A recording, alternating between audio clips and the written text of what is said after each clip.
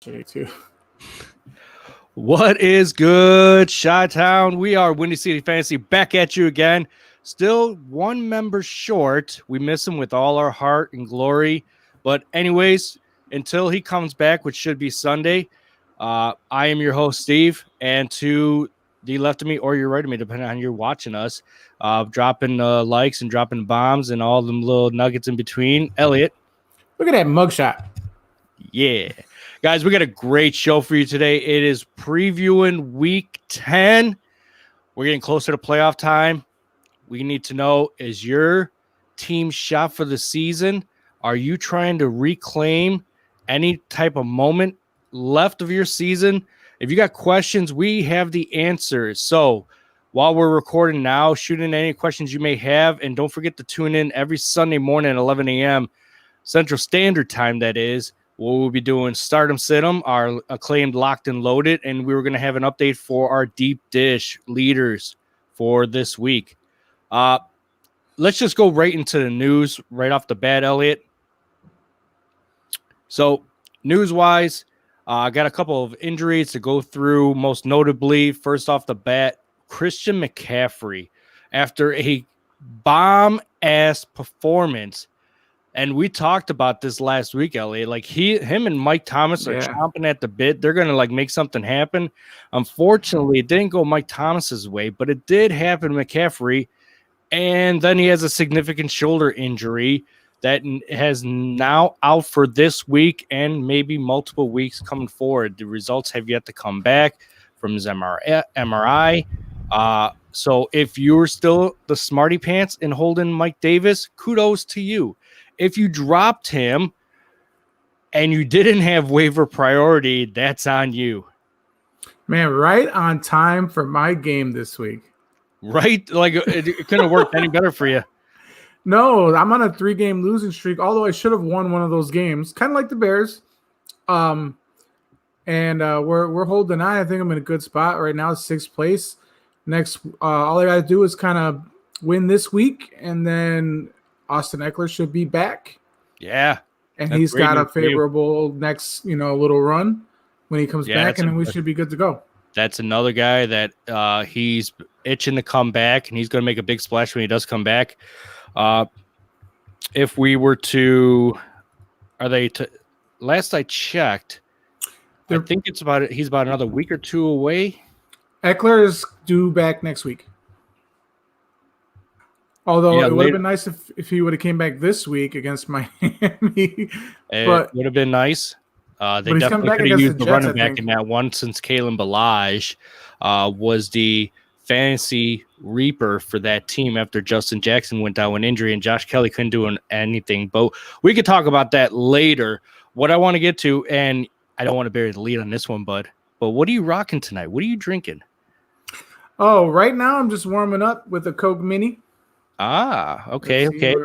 Got a little 1985 New Belgium IPA. And then I still haven't tried out the Fistmas yet, so I may do that in a bit. I got my chips and some gummy bears because I'm the resident food Nazi. CBD gummy bears, right? I wish. All right. So now that we got the food and drinks out of the way, David Johnson will be out this week. Suffered a concussion in last Sunday's game. He hasn't practiced all week. So if you had the chance to grab Duke Johnson, then you're one of the lucky ones. If you don't care, let's say you're solidified in the top ranks of your divisions and you're not too worried about it, then that's fine. Going up against Cleveland's defense, though, this Sunday, they do tend to give up a significant portion of the run. When Joe Mixon went out and Gio Bernard got the call and they play Cleveland, I said he was a solid top 15 start for this week. I can't say the same thing for Duke Johnson. I mean, they utilize him a lot in the past. He has pass catching abilities. He can run between the tackles. He's not much of a downhill runner. For a small guy, this may play into a factor where they may jump out to a big lead and then just run out the clock. But I haven't really seen a lot from teams that this year. So it could just be an all-out shootout from Watson. Yeah, definitely. Total defense, the Cleveland Browns are in the bottom 10. But you know, they're gonna be it's still gonna be a pretty decent game. Kareem Hunt is coming back, I think. No, not Kareem Hunt. Kareem Hunt's gonna play. It's Nick Chubb. Nick Chubb is Nick coming Chubb. back this Yeah, week. that's right. All signs point to yes that he will come back as he's recovered from a knee injury. He's been wearing a brace, practicing all week. So it looks If like he's they're in gonna your have, IR slot, take him out now before it's too late. Make sure you have a spot open for him. yeah. So it looks like they're gonna have their full complement of players. And if anything, we saw how old school Thunder and Lightning are in Cleveland when you got Hunt and Chubb. They tend to rack up a lot of yards and a lot of fantasy points. Yeah. COVID news. Big Ben is on the COVID reserve list. It has not been confirmed that he has COVID, but because he was in close contact. So he has to pass a series of negative tests in order for him to play, but it still looks like the Steelers are prepping for him to play against the Bengals, which is great news for all Steelers players, because if you would have witnessed last week when Mason Rudolph got his little time to shine for a few plays, nobody did anything. So this is bad news if he's unable to go. So fingers crossed, everything should be good. You should probably hear more come Sunday, even Friday. If they test him and he comes back negative, they're going to want to send him through a series of tests on Sunday before the start of the game to make sure he's got the all clear. And then Drew Brees came up on the injured, or more of the questionable. He is dealing with, let me double check here. I believe it was just a shoulder. Yeah, it was his shoulder. Nothing to worry about. I mean, this guy, he's a GOAT. He's a legend. He just takes on the pain and he's going to push through. So after last week, what they did to the Buccaneers, I'd have a little shoulder pain myself. Man, yeah, too much of this. Oh yeah, especially for completions. I mean, he completely made that team look redonkulous. And the best part, he never played a single snap, but yet you got Jameis Winston eating a W like it was nothing. And all I had to do was laugh about it. So I was just amazed. Like, New Orleans has finally, you know, they have that rough game and they pull one out against Chicago, and then they come back and they do this to Tom Brady and the Tampa Bay Buccaneers. I could easily go for them being one of the best, if not the best team in the NFC. Yeah, no doubt. I mean, you got a lot of great teams so far that have merged in the NFC. That whole West division is stacked. The South has always been battling it out. And it's just going to come out. It's going to come out in the North. It's going to look like the Packers. If Minnesota turns it around, you know, the way Dalvin Cook has been running. Best running back in the league. Yeah, best running back in the league right now. Everything is pointing towards that they might have a sneaky play to sneak into a wild card, but who knows? It's the NFL. Anything could happen. Michael Thomas has been questionable all week, very limited in practice, dealing with a sore ankle and hamstring, the high ankle sprain that he suffered weeks back that kept him out since week 1, and then the hamstring that followed after week 7's practice. This is how it's going to play out week in, week out until he's 100%. Yeah, I mean, it's pretty much how you know, it's par for the course. So, you know, just got to keep an eye on them. You know, like we always say, check Friday. Friday's the Friday's practice is the day. If they don't go, then, you know, like, just be ready to make any kind of changes to your lineup that you need to make. Yeah. Cooper Kupp made the questionable list. The bye week came at a good time. A little tightness in his hamstring, but he's going to be good to go for Sunday. Allen Robinson has popped up on the injury report for questionable. limited in practice for his knee. But listen, as one of the top receivers for the Bears that they have, and given that it's a Monday night game against Minnesota, he should be good to go. I mean, Well, this is given the that he also division rivalry, so yeah, he also came back a day after concussion, so yeah, the man's tough. So he's a beast. Kenny Golladay, who was out last week due to his hip injury, still not present for today's practice. So all signs are trending down that he's going to be out again this week. We thought there'd be a lot of love going to Marvin Jones. Thought there'd be a big day for T.J. Hawk. Just didn't really happen, So hopefully this second week shows a little more. Somebody's got to step up and fill the role here. Yeah, I mean, I have no idea. You know what I mean? It's just everything is so messed up right now. You just gotta keep your eyes open. Yeah, as the weeks go on, it gets later in the season. You get closer to trying to push for a playoff spot. If you're trying to, unless you've already went on this crazy 7-0 run and you're just kind of coasting at this point, you can suffer these types of little setbacks, these losses, as long as they come back come playoff time. You really can't afford. So you really got to try to find options elsewhere. Chris Carson, another one who was out last week, DJ Dallas, and you had Travis Homer taking a rock because both Carson and Hyde were out. But Carson still hasn't taken part in practice since Wednesday. But yet the coach says that he still may look like he may suit up this Sunday. It's got a kind of a tough matchup with San Francisco. I would probably sit him another week, Just let DJ and Travis Homer do their thing because Mr. Unlimited, he don't care.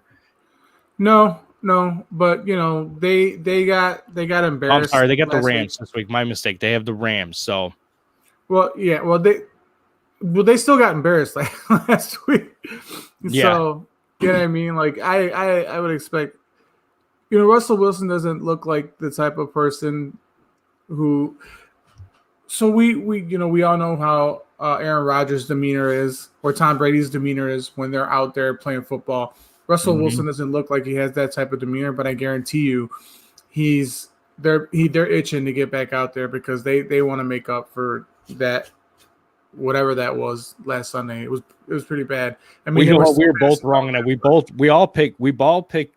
Or I should say, not all of us. The both of us picked Seattle, and Moose picked Buffalo. So yes. Clap to Moose for being Mr. Smarty Pants there. And while we look the fools, but however, that was a hot, sweaty ass game right there of what the hells. Yeah, no, definitely. The Bills, if you picked up the Bills defense, or if you already had them, and you did it on pure luck, honestly, you did it because you had no other choice but to grab them. Your options would have been super limited. And they're a pretty decent defense to begin with. You know what I mean? So I know they had a bad little stretch where people probably jumped off them. I was able to pick them up in one of my leagues. I had to use a waiver priority, but I wanted to make sure I grabbed them because I had the Saints defense. Yeah. So, man, if you would have stuck with the Saints defense this past week, holy. Well, no, I had them for last week, but yeah, they. In the one league that's just for fun, man, I'm killing. So what you're saying is when you don't give an F, you actually do something. Well, it's not that I don't give an F. It's just no, honestly, I want to win. This league, I want to win because it's a bunch of my radio contemporaries. So I definitely want to win this league for sure. But man, it's just it's just weird. You know what I mean? It is what it is. Right. Jay, your little skip, he's absent still. He should be back Sunday. I'll send him much love from you. And Good Seven, he wants to know, should I start the Titans defense, quarterback, and tight end? Now, I am a fan of stacking when it comes to fantasy matchups, but it's more on the side of your QB, tight end, and QB wide receiver. I favor QB wide receiver over anything else, especially I don't do QB running back. I feel that's a mismatch stack.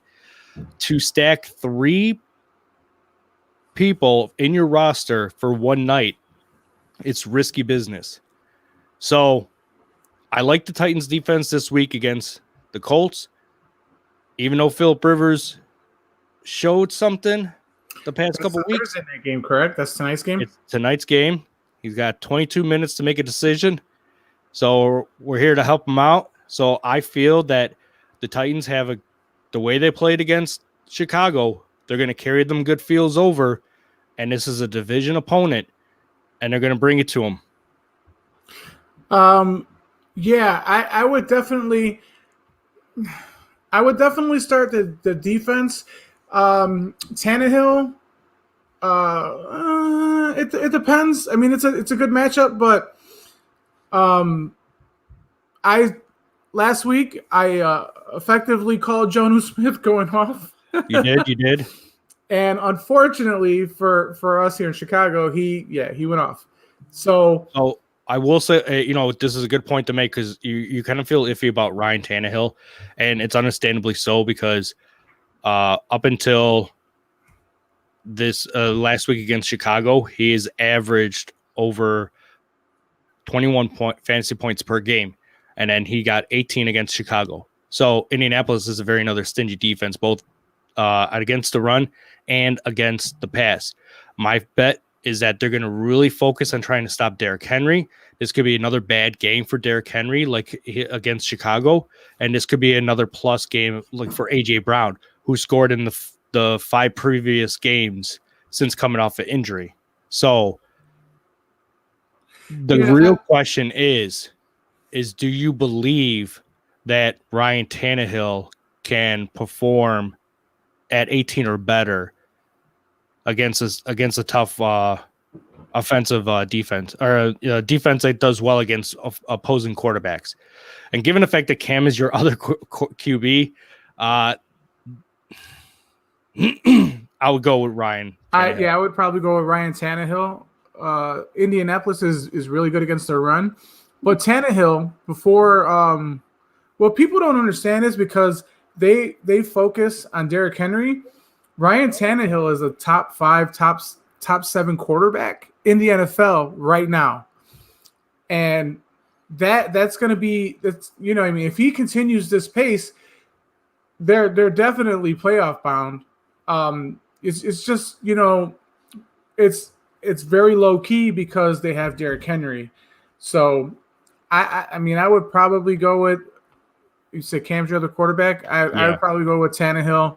And if you were watching the Monday night game against the Jets, good 7, where you saw where Cam threw a lot to Jacoby Myers, but yet they couldn't connect on a pass and touchdown, and they continually tried to run it in either himself or they gave it to Burkhead. I think that's all that Cam has left in him, and he's going up against a very tough Baltimore defense. So it's going to be mobile quarterback versus mobile quarterback. But I think it's going to hedge more towards Lamar Jackson's side better, and they're going to control the clock and try to force Cam to throw it more than he will have to run it. So I like Ryan Tannehill against the Colts D more than I like Cam against Baltimore's D. And I agree. I mean, Jonnu Smith, he's a good tight end. But again, Colts are number 1 in the league for allowing opposing tight ends points to opposing tight ends. So they give up the fewest amount of points. So yeah, we're in agreement that you should start Tannehill. It's a coin flip if you want to start Jonnu and the Titans defense. So yeah. I would probably stack 2. I don't know if I would stack 3. No, definitely risky play when you do a triple stack, because you need them all to click. So I lean more towards the Titans defense and Ryan Tannehill. Facebook user, I wish I knew who you were if you accepted the agreement, but he asked, Stafford or Bridgewater? Started Stafford last week, but the concussion screwed me. Sorry, bud. Yes, Teddy did have the better game against KC, and I expect the same performance again because We're talking about Tampa Bay, who got humiliated by New Orleans. And I understand that maybe because they're licking their wounds and they want to come back and say we're not going to make a fool of ourselves again. And he didn't perform well against Tampa Bay last time back in week 2. He did throw for 367 yards. So don't expect a replay of week 2. And I understand McCaffrey changes a lot of things, but Mike Davis is no slouch. So I like Teddy Bridgewater this week. And Jay, yeah, I would feel comfortable starting A.J. Brown, even though you're starting. Yeah, I talked about that wide receiver running back stack.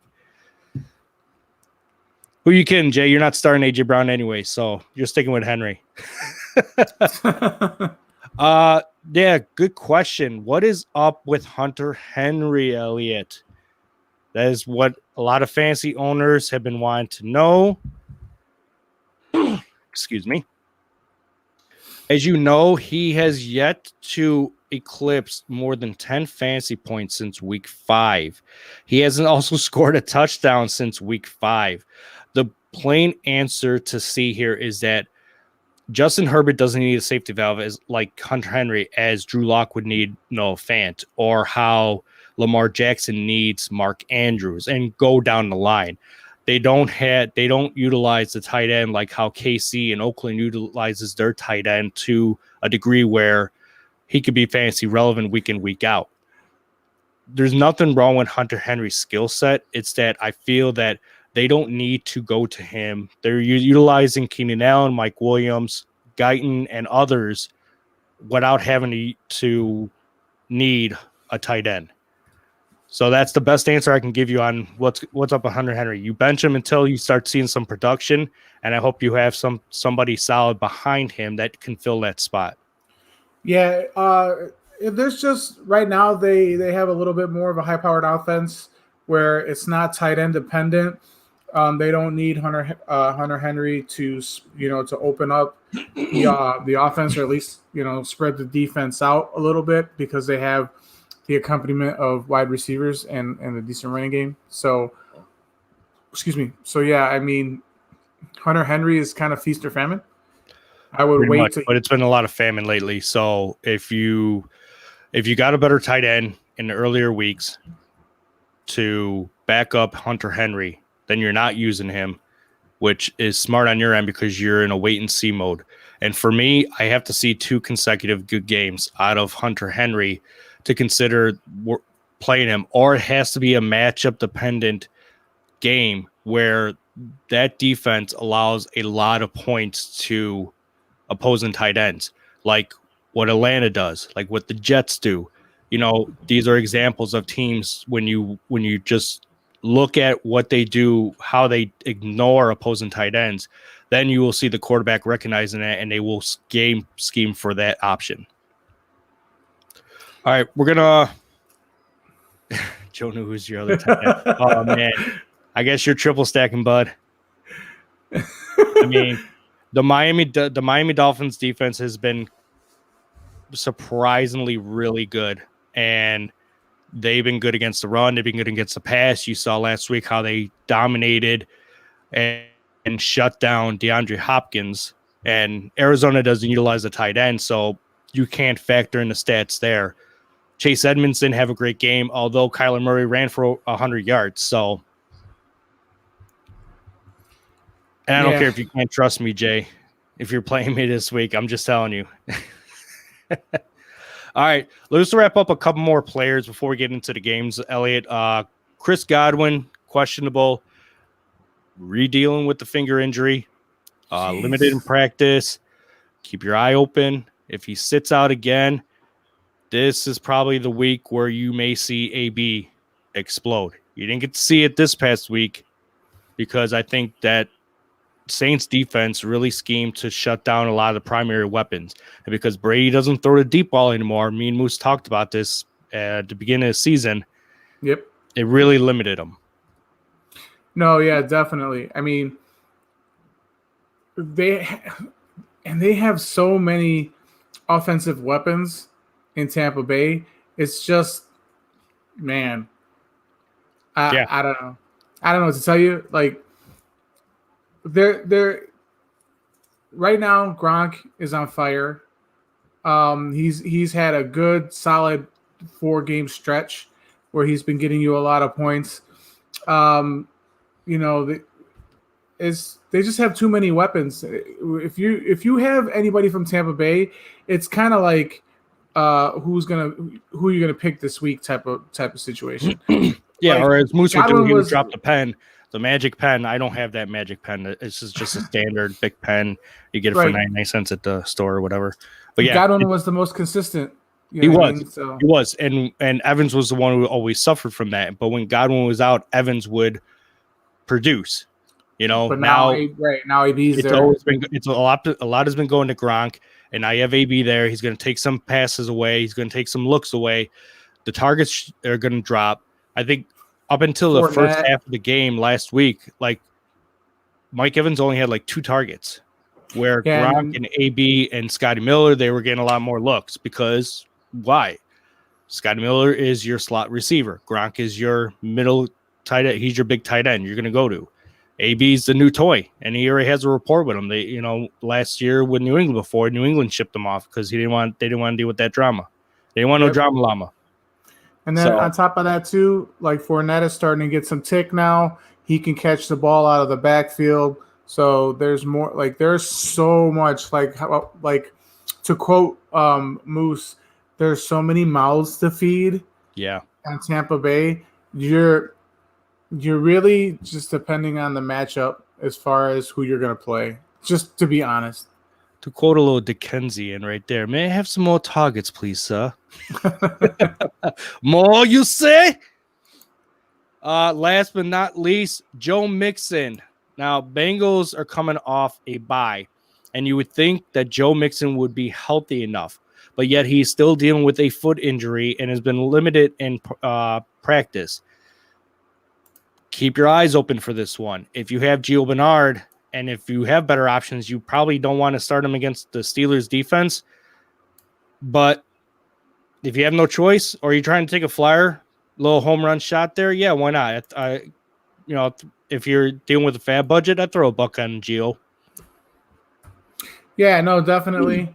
Joe Mixon, he's had the injury bug all year. He's been in and out. That's the only consistent thing about him this year so far. So, if you were smart enough to keep Giovanni, and just go from there. Yeah. Last one, New England or LA Chargers defense wants to know on his waiver wire is available Seattle, Denver, or Arizona. In a world of womp womps, I mean, listen, this New England defense did not look themselves against the Jets offense run by Joe Flacco, where Brashard Perriman and Jamison Shada looked fantastic. Right. So I got to go Chargers, bud. I got to go Chargers defense. Like it's still a rookie, the Tuna. There's still an easy unrest of who the real running back is on that team till Gaskins comes back. I mean, now that they have Deontay Booker has now had a full week with his new team, it could be that he can take the brunt of the carries now because Howard, he fell in the end zone. That's what you wanted, is for him to fall in the end zone. That's what he did. But he was super ineffective for every carry. He had like 8 or 10 carries for like 16 yards, then the touchdown. Yeah, I probably would go with the Chargers too. They got the matchup against the Dolphins. While the Dolphins, it's the age of Tua, I still think that they can be had. They're not Jets level, which my prediction almost came true had it not been for that game-winning field goal. I told you the Jets almost jet. They almost jetted. But yeah, no, I would definitely go with the Chargers. Go Chargers, go. Oh, Last but not least, from Jay, Breeze, Bridgewater, or Cousins? Give me Bridgewater. Yeah, you know what? I'd probably go with Bridgewater. But okay, wait. Now wait. Because we already talked about Michael Thomas being questionable this week, but that's to be expected. But everybody's healthy, and the Packers just made the Niners look ridiculous. Aaron Rodgers' 4 touchdowns is nothing to scoff at. I feel like this one's kind of split down the middle between Bridgewater and Breeze. So do you flip a coin, or do you entrust the fact that New Orleans is going to be going to San Francisco? Actually, no, San Francisco's in New Orleans, so they're in the dome, so they're at home. Oh, that changes things. I just saw that right now. Although, you know, the Packers are going to put some points up on Jacksonville, so that means Bridgewater is going to be throwing a lot. So, yeah, I would either go between Breeze or Bridgewater. It's just actually no one ever going to be in New Orleans, and if Mike Thomas does come out as where he doesn't sit out this Sunday, and you got Emmanuel Sanders back already, and you still got Traquan Smith and everybody else, give me Breeze. There you go. I'm gonna stay with Bridgewater. It's gonna be a lot of trash points, but points are points. Yeah. And all right, then let's just jump right into the games there, Elliot. So we got 6 minutes. Yeah. Dun, dun, dun, dun. That's how it's gonna sound when you listen to the podcast when it goes out. Right. If you're not tuning into the live show, when you listen to us on Apple, Spotify, or iHeart, then you're gonna hear the nice little drops that my producer puts in. Non-yawning, of course. Anyways, we have 5 minutes to talk about the Titans Colts before this game starts. Listen, we already talked about how stingy this Colts run defense is. They're tough against tight ends. They're tough against receivers. All in all, despite the fact that Phillip Rivers can't get them that W, and now you're probably more confused from last week than you have been at this point this week or the season with running backs, because you thought that everything was looking Millhouse for Jonathan Taylor, but it's not. And it's Jordan Wilkins. It's Nyheim Hines. It's let's find player X and then put him here.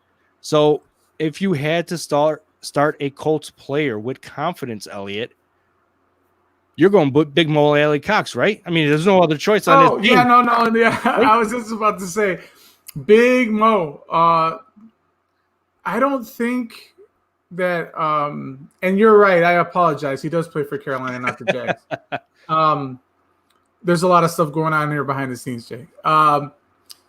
So Big Mo, Alley Cox, I don't think that Phillip Rivers knows how to count past 80, because I don't think he knows what a wide receiver looks like. So expect Mo Alley Cox to get a lion's share of today's targets. And I'm not sure on T.Y. Hilton. He is if he's going to play today. I don't think we brought him up in. No, we did not. He had been dealing with a groin injury. It looks like he's going to start. They have not designated him as an out yet, and I haven't received an alert. So, but can you really trust T.Y. Hilton this week? Not coming off a groin. I would give T.Y. at least one more week. Yeah. Again, another wait and see. But so Rivers has to throw it to somebody. Do you trust Michael Pittman, the rookie? Do you trust Zach Pascal? Could it be a Trey Burton type of day? Do you like? I gotta believe that unless you're in a deep league or a 2 QB league, there's no reason why you should be starting Phillip Rivers, especially on a Thursday night. That's like a black cat of starting players every week. It can go either way. So your triple stack may actually pay out for you. It's a Black Cat Thursday game here, so anything could happen. But it worries me when I look at a fantasy aspect as far as the Colts, that I thought that with Marlon Mack being out for the season, that all hands on deck and most of the feast would go to Jonathan Taylor. but they found ways to create space and make Nyheim Hines and Jordan Wilkins take food out of his mouth. Last week, it showed that, So, flex appeal. All 3 running backs are worthy of flex appeal. How about that, in my opinion? Well, not Jordan Wilkins. I would say Nyheim Hines and Jonathan Taylor have flex appeal. I like Big Mo, Cox, and Trey Burton both because he'll utilize both tight ends one way or another. If he can't generate it down the field by going to a receiver, he's got to hedge his yardage somewhere else. Yeah, definitely. I expect to see a lot of 2 tight end sets. You can go with either or. I lean towards Big Mo. Yeah. And yeah, all 3 running backs are definitely. I would keep my eye on them. I expect, in my opinion, I'm going with Tennessee here.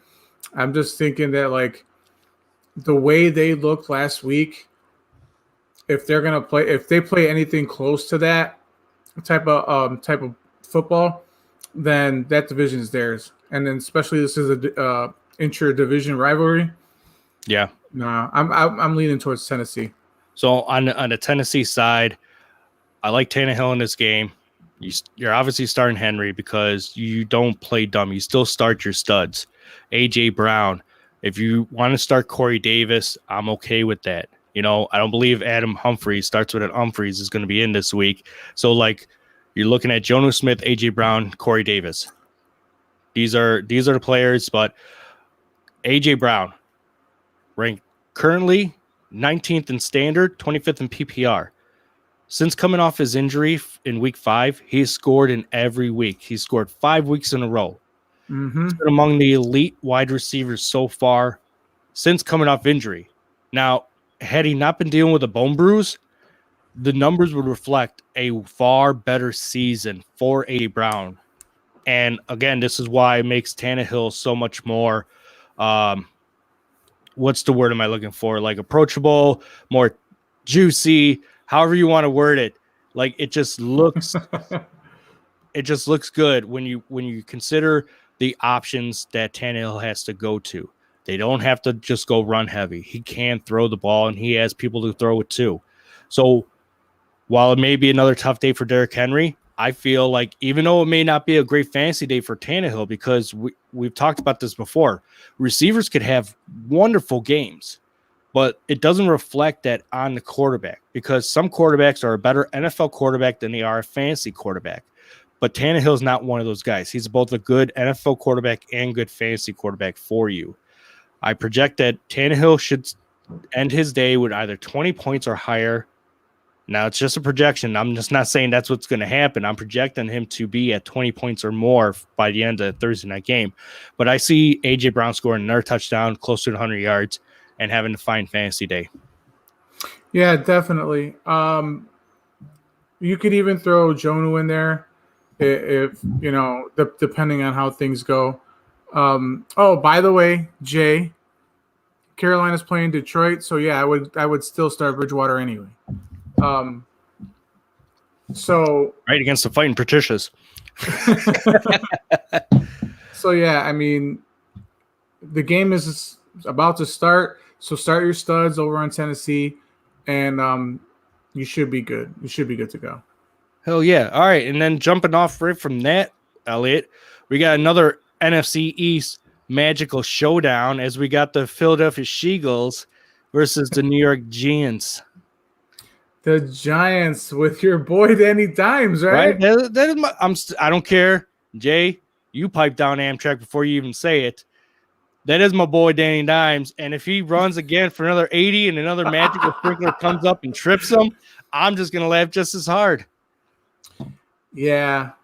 So this is another week where it's packed full of, or I say, chock full of fantasy goodness here. But one of the ones that is you may be questioning because he may be rostered on your team, you may be dealing with buys, injuries with running backs, is Devonta Freeman. So he'd been dealing with an ankle injury since suffering it 2 weeks ago. And as far as the practice report for Thursday goes, he was unable to finish the practice due to minor aggravation to his ankle injury. This is not looking good. So, No. and what's funny is he suffered it against Philadelphia 2 weeks ago. Oh, that's funny. So that is funny. Fire up Wayne Gallman. I don't believe in any other running back. I mean, Deion Lewis may sneak in a receiving touchdown like he did the week prior. But that's gonna be it for the running game with the Giants, except for Danny Dimes is gonna run his ass off again. I think he's gonna be from 100 yards or more. Yeah. It's definitely going to be away from a defensive lineman. So, yeah. We got Sterling Shepard, who's questionable, but he looks like he's going to play this week. He was limited. He's both dealing with a toe and hip issue, limited. So we're not going to know much until after the Friday practice report. Golden Tate. Now, the Giants ruled him out last Sunday, but we never discussed why they ruled him out. And I didn't get this information until after the show. The reason why they ruled him out is because they're unhappy with his conduct within the team and what he was saying. And so he's very unhappy with the team and how he was reacting after press conferences, and his in-locker room action caused the Giants to bench him for that week. So he was a healthy scratch. So either they work through the problems or he gets scratched again. So keep an eye out for that one. So then it only leaves with Darius Slayton. Yep. Another one of my boys there. You stacking? Again, am I stacking? Not that stack. That's a Danny Dimes right Slayton? Nah, I'm not stacking the Dime Slayton. I'm not picking. For me personally, there's no fantasy relevant players. Maybe Slayton on the Giants. And the Eagles, on the other hand, have or potentially will have somebody that they haven't had all year. And geez, I'm so horrible with names. He played here. Why can't I remember this guy's name? I suck. I suck at this whole thing. You remind me of a couple other friends of mine who have struggle bugs. They have the struggle bugs of remembering players' names. Well, I don't. Oh yeah, players' names. Yeah, definitely. I definitely can. Let alone like I always ask them. I'm like, all right, explain the position for me. What city? What was his favorite meal that he ate? You know, like that's helped me out funny. Here. It's wide receiver. Jeffrey. Yeah, Alshon Jeffrey. There we go. Alshon Jeffrey. We're looking. He practiced today fully. Mm-hmm. So keep an eye out tomorrow. You'll see how he comes back from practice, if he's sore or not. But he practiced in full tomorrow. Today. Miles Sanders practiced in full, so he's a full go for Sunday. So he's been absent for the past couple of weeks. A lot of fantasy owners will be happy to get him back. If you've been streaming quarterbacks, if you happen to have your chance to get your hands on Carson Wentz, this is a great opportunity to play him against the Giants defense. Although they have been sneakily good, I said it, and last week when they played Washington, they performed just as well as Alex Smith threw 3 interceptions to them. But Wentz will still have a great game, but I could also see the Giants having a good game as well. If you're into streaming defenses, and you're looking for them. Tight ends. Do we see Dallas Goedert this week? Maybe. It depends. They may try to, test the tread out on Jeffrey and see how that goes. He may get a lot of targets. So, that target share's got to go away from somebody. It's probably going to go away from the tight end position. He's been practicing, and they're talking that he should go, but we're not going to find out till either Friday or Sunday morning, which tune in Sunday morning. You'll get all the information you need from us. Starts and sits at 11 o'clock. But if he is a full go, how do you, if Goddard is out there in your leagues, do you go ahead and grab him and play him against the Giants? If you need a tight end, yeah. I would go grab him. He definitely has flex appeal.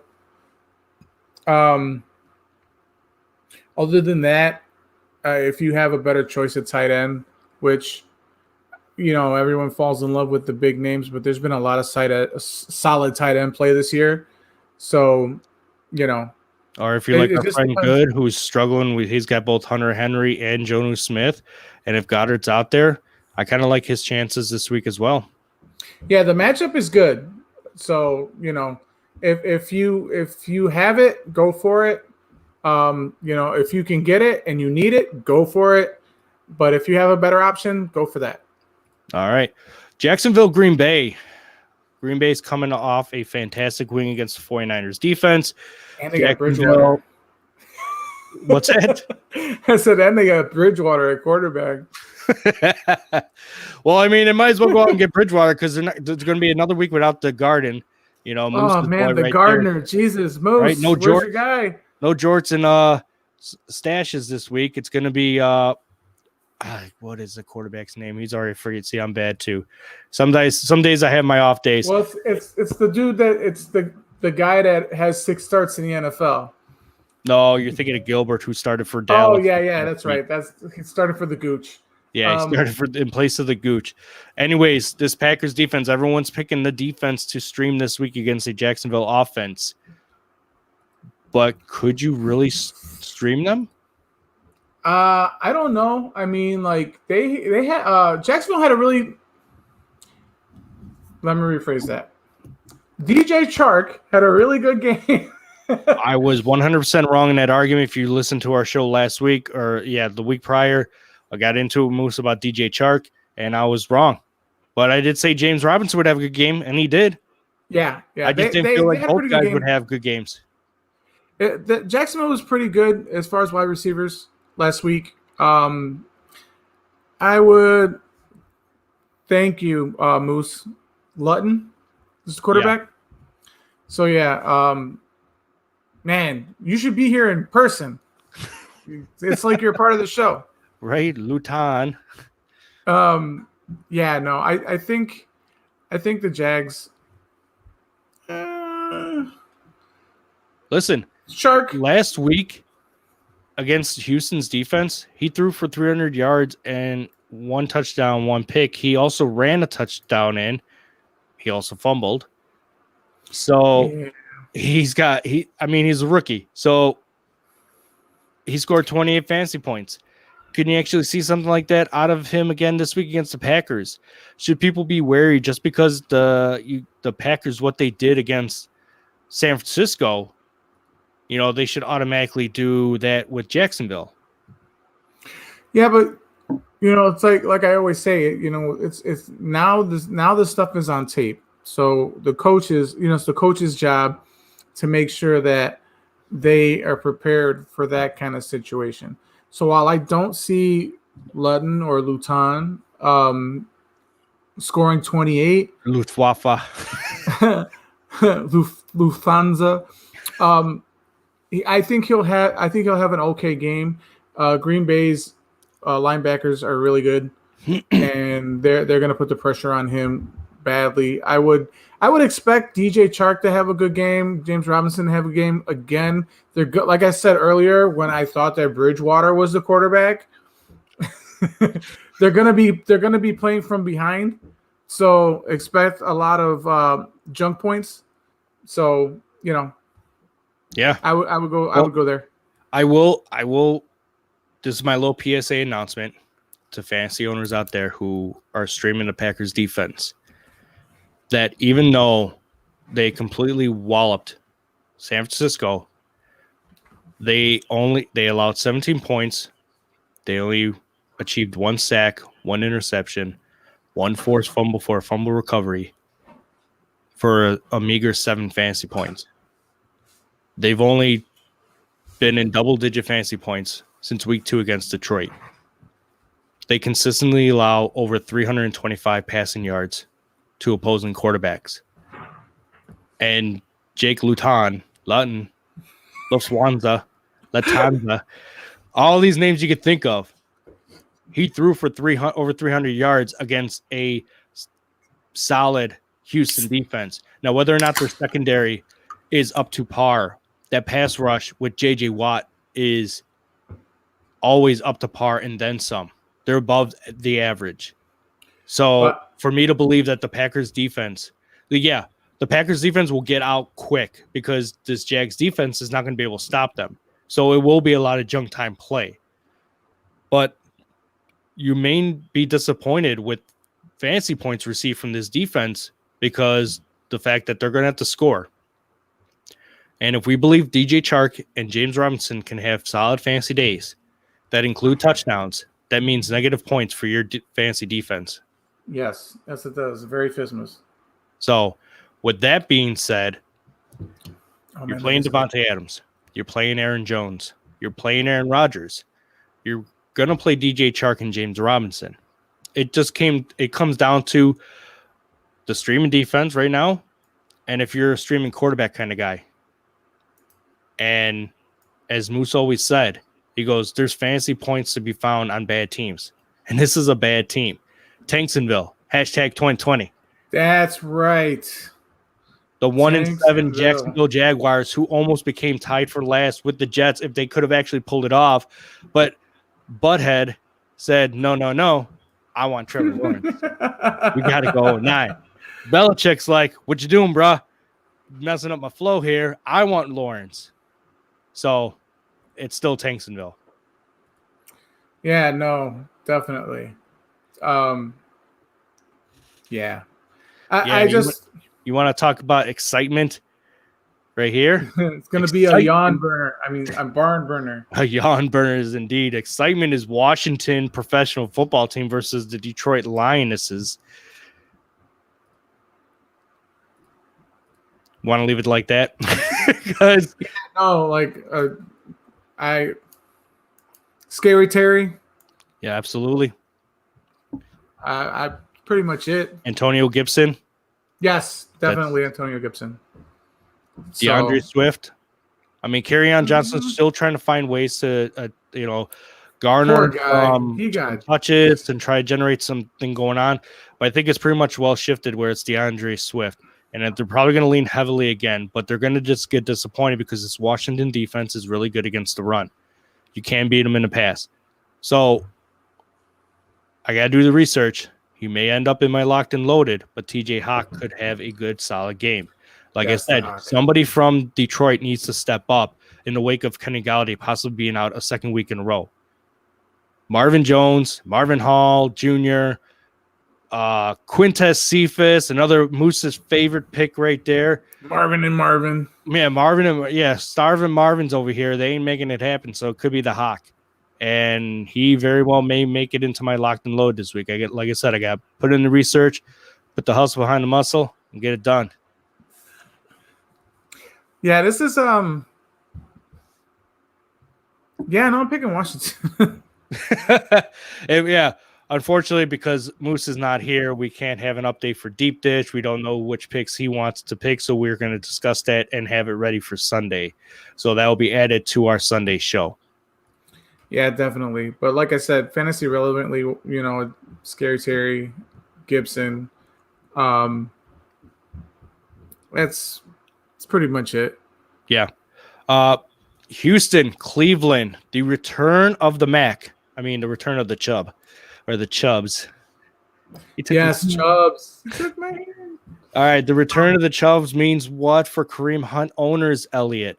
Well, it means a reduction in touches, but it does not mean it's the end of the world for you, as he's still going to play a vital role in the passing game. Understand that Nick Chubb can catch the ball, but he's not going to be the main guy. He's going to be the main guy in the first 2 downs as your running back. Yeah, Nick Chubb is the power guy, the run between the tackles guy. And while Kareem Hunt can also do that, he's more the finesse.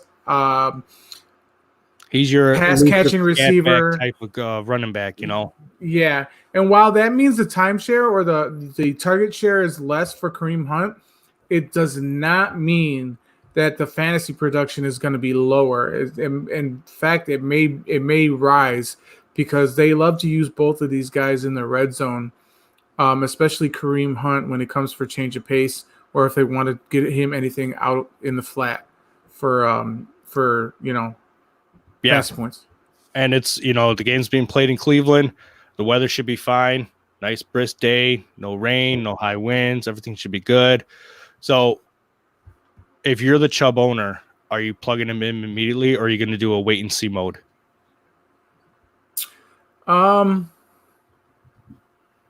It depends on the matchup, fantasy wise, on who I'm playing. But he might be. I might put him in my flex for this week. But he's got a good matchup. So yeah, it's just like I said, it just depends on who I'm playing. So right. Receivers for the Browns.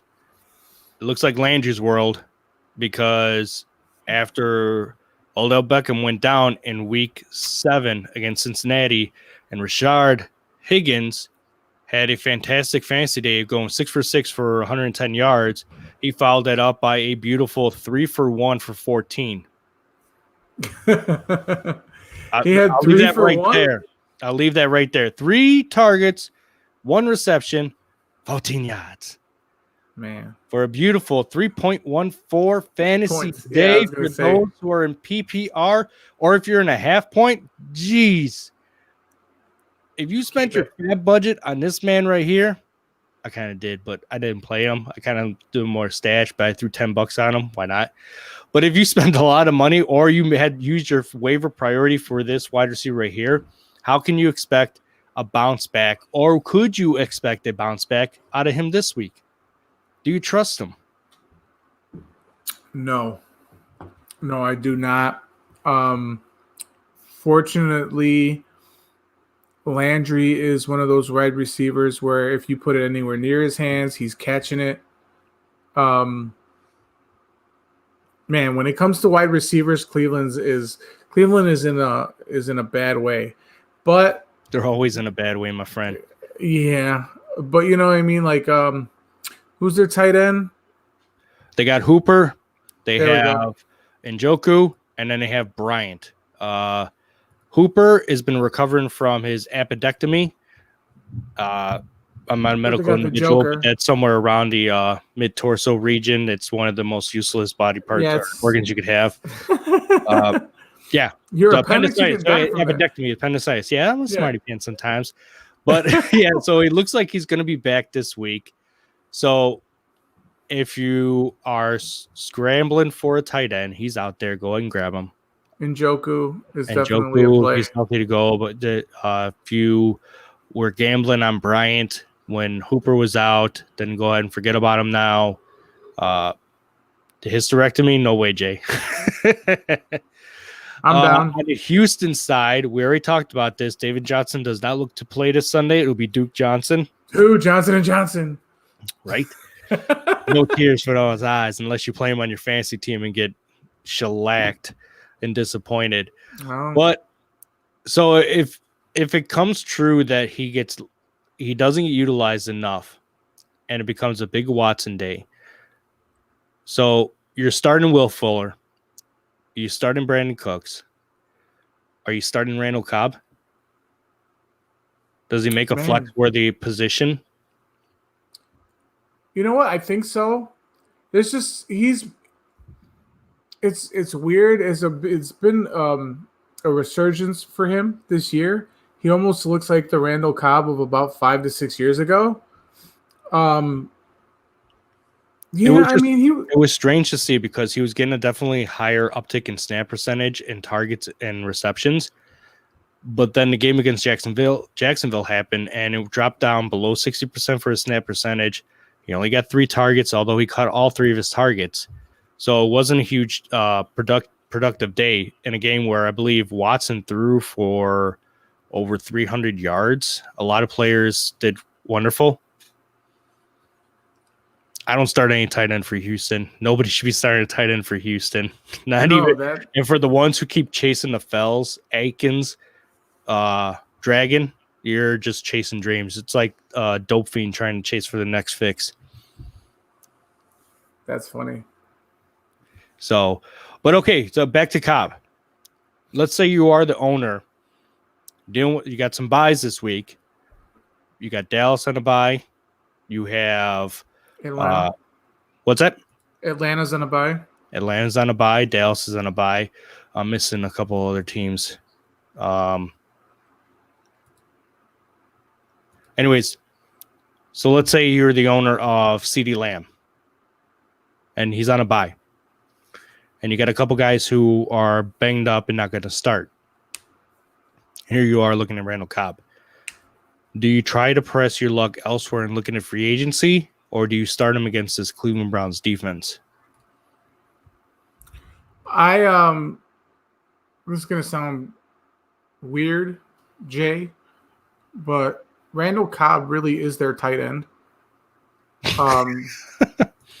Yeah, he's a safety valve for he's a safety valve for them. They don't do anything with their tight end position like at all.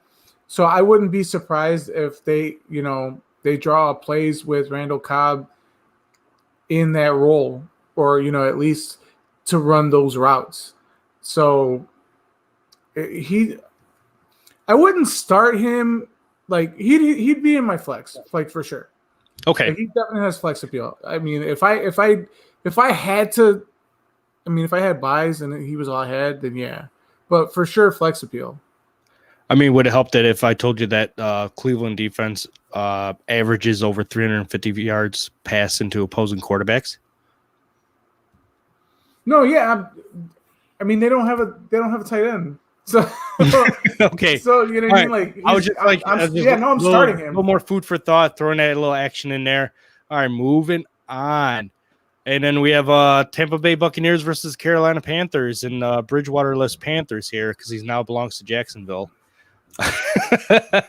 Hey, quick score. Go Anyways, ahead. This is a lot of experts are calling this is the bounce back game for Brady, and it very well can be. But it very well can be. This Panthers defense is very young. They drafted the majority of their draft has been drafted rookie defensive players, and if memory serves me right, and I'm going to bring it up here in a second here. Yeah, so the Panthers defense is allowing the same amount of average yardage to opposing quarterbacks as the Browns, which is about 350 plus, and they give up a lot of touchdowns. They don't do much.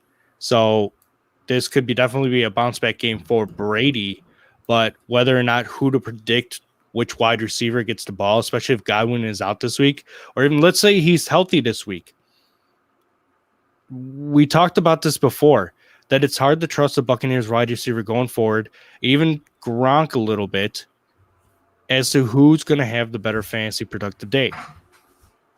Now, key signs to know whether or not your wide receiver is going to have a better fantasy day than others, right? One of them being is who is going to be covering them, who's going to be shadowing them. Well, there's nobody really on the Panthers secondary of elite status. Like when you think of Patrick Peterson, or you think of Jalen Ramsey, or you think of, like, say, even a Kyle Fuller, right? Noteworthy players in the secondary who can shadow receivers and cover them completely. Then you start looking at linebacking core. Are they susceptible to tight ends? Do they give up a lot to slot receivers? But with this Panthers defense being young and inexperienced, it's kind of going all over the place. So this makes it even trickier. If I had to say, and if all signs are pointing that Godwin is going to have an off day, then I think Brown has his good week. I think they're going to be worried about Mike Evans and Gronk, and they're just kind of be like, all right, let's see what Brown can do. Oh, I like what you did there. Unfortunately, I agree. I really think that the defense is gonna tie into the established players on Tampa Bay. So it's gonna be more of, hey Tom, let's go. Just saying a little more in case you didn't know, Bridgewater's playing Tampa there, Elliot. Yeah. No, we already talked about that, Jay. Yeah, you're daily and dollar short there, Jay.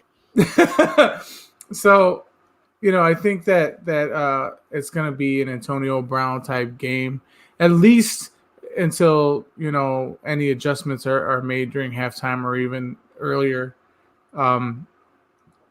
So yeah, if you were lucky enough to go out there and grab Antonio Brown like the minute he was available, Mm-hmm.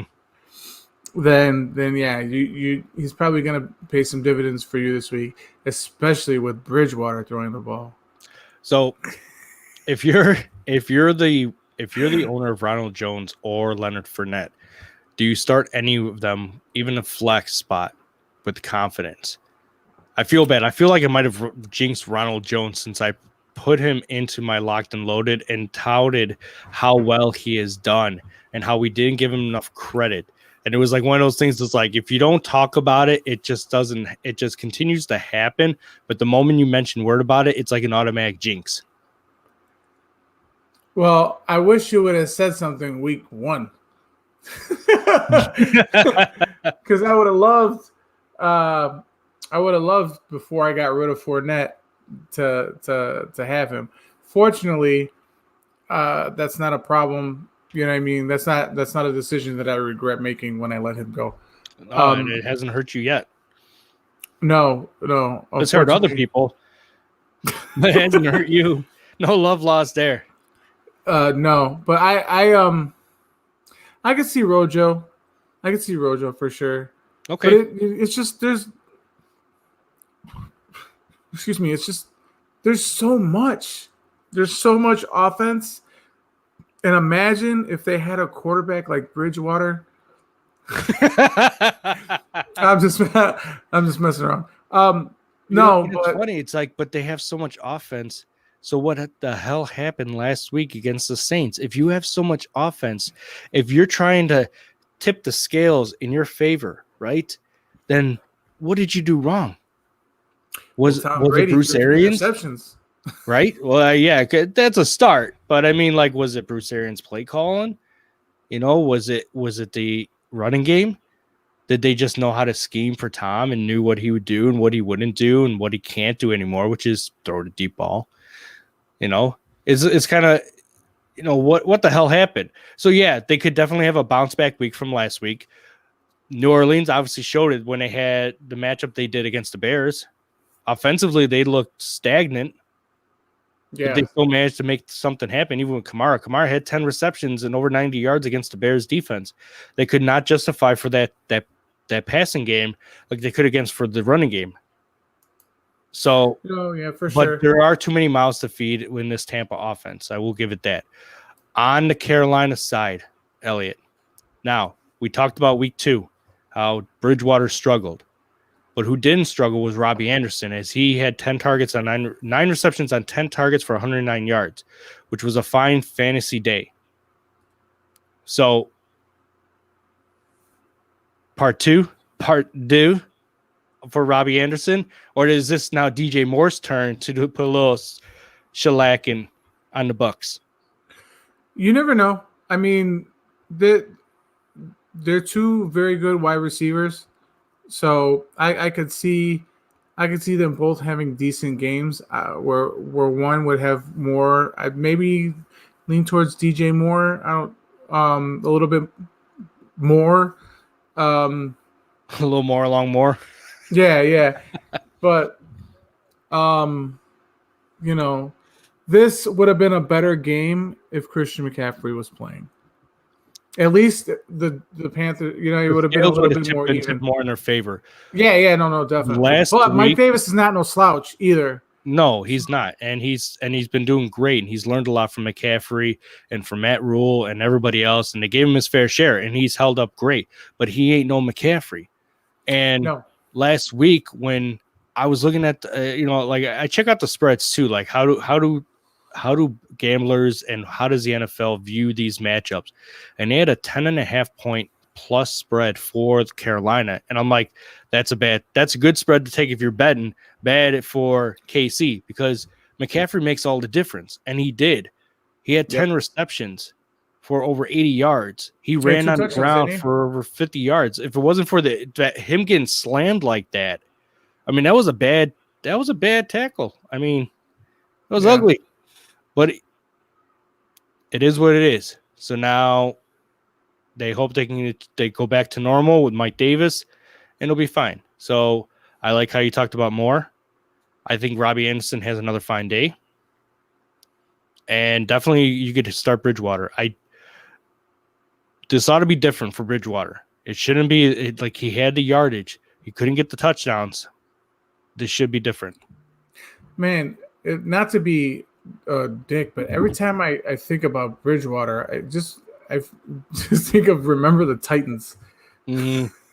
You know what I mean? Like, he's just, when he was playing that game with his torn ACL and they're carrying him to the line, you're like, he's more. I'm not saying that he hasn't been an effective quarterback in the NFL, but he is definitely a college like megastar. You know what I mean? Like, that's where he made his bones. But sitting behind Tom Brady for a little bit. I mean, not Tom Brady. Drew Brees for a couple of years, I think, has made him an even better quarterback. And he's doing all right for Carolina. I think he's a good start. And I think he's going to get you decent points. All right, moving along. The Chargers versus the Dolphins, and led by the big Tua. How do we feel about this game right here, bud? I mean, Preston Williams was just put on IR. His season's pretty much done.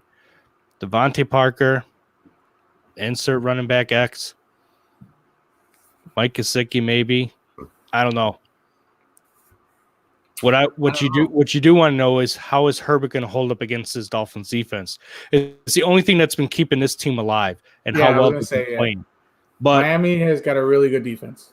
Herbert has been steamrolling his way through the league, straight for this Rookie of the Year. He's been shooting for. Moose is nominee for Rookie of the Year. Yeah, and he's been doing it on the backs of Mike Williams and Keenan Allen. I expect a great game for both wide receivers. It'll be Josh Kelly's start, since there'll be no Justin Jackson. Kalen Ballage got bumped back down to the practice squad after being promoted and then coming in and having a decent game. And they're like, we're good. We're going to send you right back down, bud. So, I mean. Yeah, no. I would start I'd start the defense, Miami's defense. But really, everything else is kind of the second most added defense in fantasy for fantasy leagues this week has been Miami Dolphins, right next to Green Bay Packers. Good Lord. Right? So, this Dolphins defense is good. And you ask yourself, well, how good could they be? Well, good enough to where they're defensively scoring just about almost every week. So last week was the big question, right? Is how do they deal with Kyler Murray, DeAndre Hopkins, and company? Well, they gave up 31 points. They sacked. They got no interceptions. They got a fumble recovery. But the big thing is they got a touchdown. The week prior against the Rams, they got a touchdown. So now they have back-to-back touchdowns. They've been pretty stingy with everybody else. They're averaging 12-plus fantasy points per game. And I go up against the Chargers and rookie Justin Herbert, who's good for at least one rookie mistake interception. The question is will it turn into a pick six? So if you believe in streaming the Dolphins defense, then by all means do that, because you're banking on the touchdown. Because what they're not doing is they're not completely stopping offenses. They're still giving up points. The Rams thing was like an anomaly. It was a fluke. But that was Jared Goff doing Goff things. That was them not establishing a solid running back and playing these RBBC games with fantasy owners' hearts and minds. So, yeah, I mean,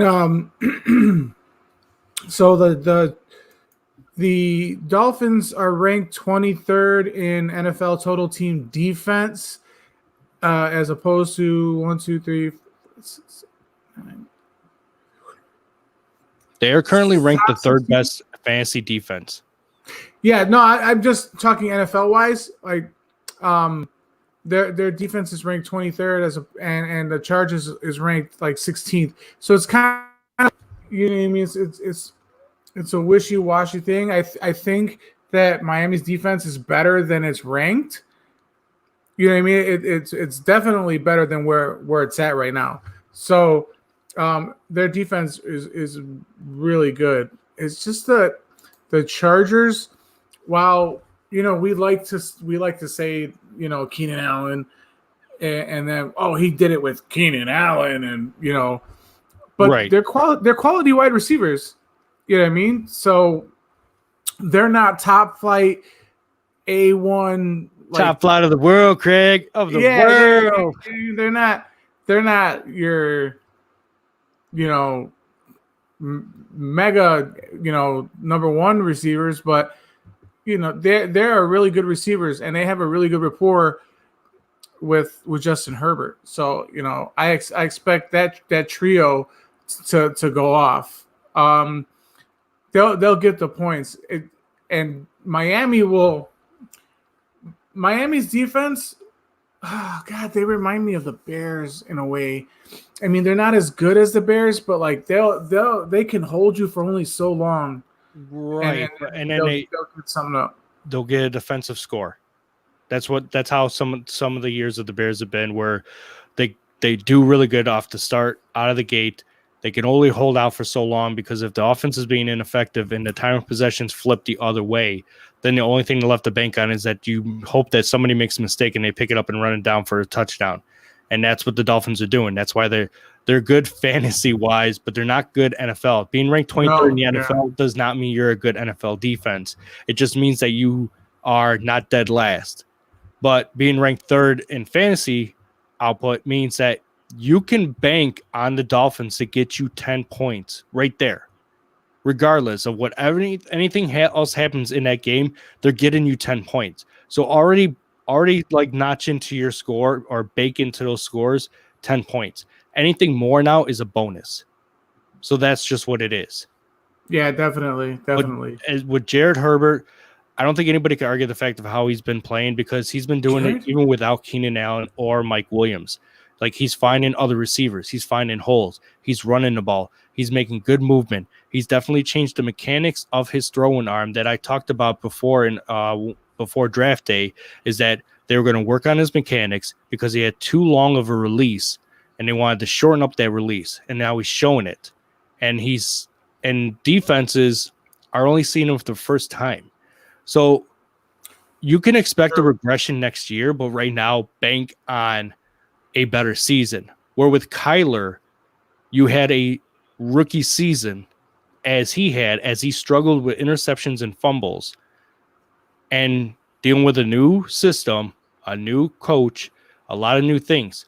Year 2, big upgrade, right?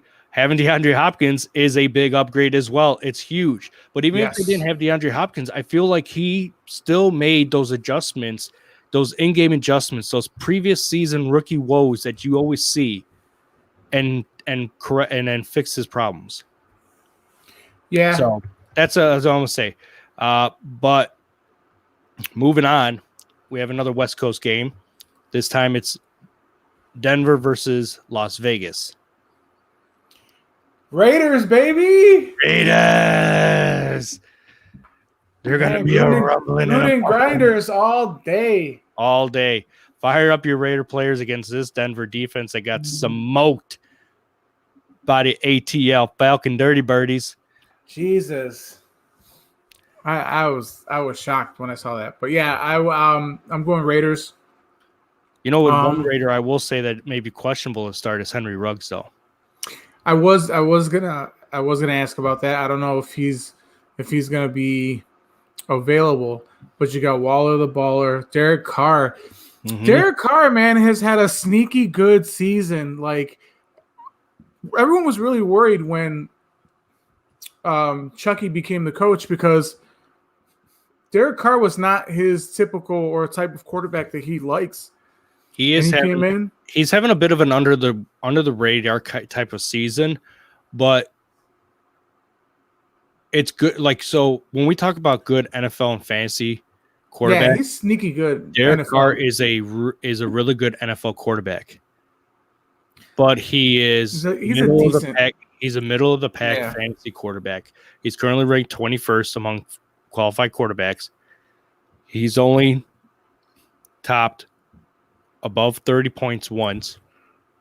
He's had 2 over 25-point games and 1 over 20. The rest have been below, either 17 or below. So that's still a lot of games in between. But to your point, Elliot, he has had a good season. I feel he's had a good season. I feel he's made a lot of the players on his team have a very good season as well. Yeah, they still have a lot of things that they need to kind of go through and work on in Las Vegas, but they have a very good foundation. They have Carr's their quarterback, Ruggs is there, Waller. So you got your big three so far.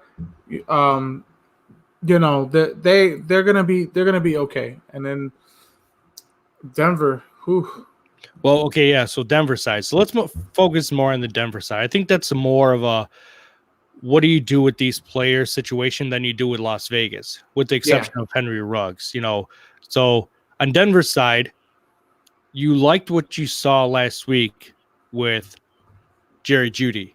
I don't think anyone can get more excited than some of us when we saw how Jerry Jeudy finally performed. It was finally like one of his better games. I mean, young time is still fun time in fantasy, and he showed that 7 receptions on 14 targets for 125 and a touchdown. By far, his best fantasy performance all season. But now he's questionable with a shoulder injury. He did practice today. So him and Noah Fant had an ankle issue. They both practiced fully today. Just keep an eye on on the injury report for tomorrow for practice wise. Other than that, I was wrong on my Lindsey call last week. I thought he would have a better game. Drew Lock is their quarterback, right? Yep, still their quarterback. Yeah, no, not a lot. Gordon. Now, see, like as much as we talk about how like NFC East games could go either way, the same can be said about AFC West games. When this past Sunday, when it was you and me were talking about it, I was really interested in watching the Chargers Raiders game, and unfortunately, I wasn't able to watch it, but I got to see some of the highlights, and then look at the final stats and the score, and that was a fun game to watch. I mean, they went back and forth, and Raiders would take the lead, and then the Chargers would come right back at them, and it just went back and forth, and it came down to a final drive, and Justin Herbert almost won the game for them. He should have ran it in. He threw the ball, and they ruled it not a touchdown, short of the 1 yard line. Yes. It was a heartbreaker for the Chargers. Like this has been the Chargers season right there. Forget hashtag 2020 and all these things. Like just hashtag Chargers season. When you just fall short of every little thing in life, just hashtag Chargers at. It's like showing my age. It's like Charlie Brown and right when they want to kick, right when he wants to kick the ball. It's like, no, we gotcha. Oh, man, just pulling the football out from on you. Brutal. Yeah. So here we have another AFC division matchup between the Broncos and the Raiders. This could be another fun matchup here where the Raiders are in command and lead, and then the Broncos find a way to generate points through junk time, i.e. Drew Lock, Jerry Jeudy, Noah Fant, Melvin Gordon. Melvin Gordon could have a solid bounce-back game. I'm not going to deny that because as much as the Raiders do give up the pass, they do give up the run a bit too, a fair amount. But they just happen to handle the Chargers, and plus the Chargers just got away from the running game because they were just more in a pass mode. So, yeah, sometimes that's just the game will the game after midway through the first quarter, the game will dictate whether or not the matchup is going to change depending on the score or how things are doing. So everyone obviously wants to start the game out running the football or trying to establish the run so they can open up passing lanes, but when you're down points, you know what I mean. All you got to do is pass. So essentially, you want to look for. You kind of want to look for those opportunities if you need players that you got to pick up due to buy that may not be fantasy relevant normally, but will get you those junk time points because, like I said earlier, points are points. Like it doesn't matter how you get them. Yeah, you know what I mean. If Noah Fant scores 15 points, you know what I mean. Let's say Noah Fant has 10 catches for 150 yards and a touchdown, all in junk time.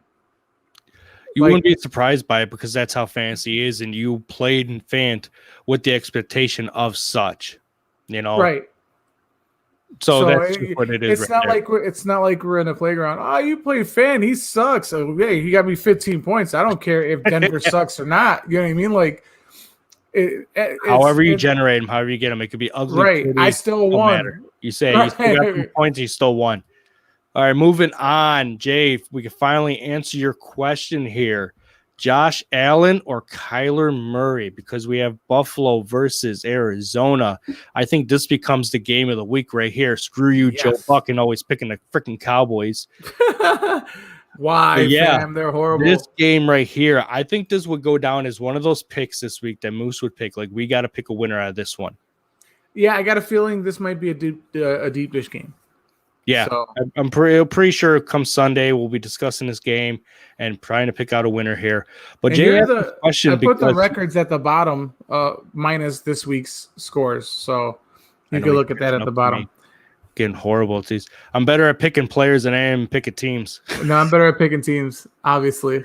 Oh obviously. Man. Anyway, let's start with the obvious here. We got the Stallion versus the Hot Rocket, Kyler Murray, and you know what? It's really tough because Jay, you have both players, and this is a horrible decision you have to make.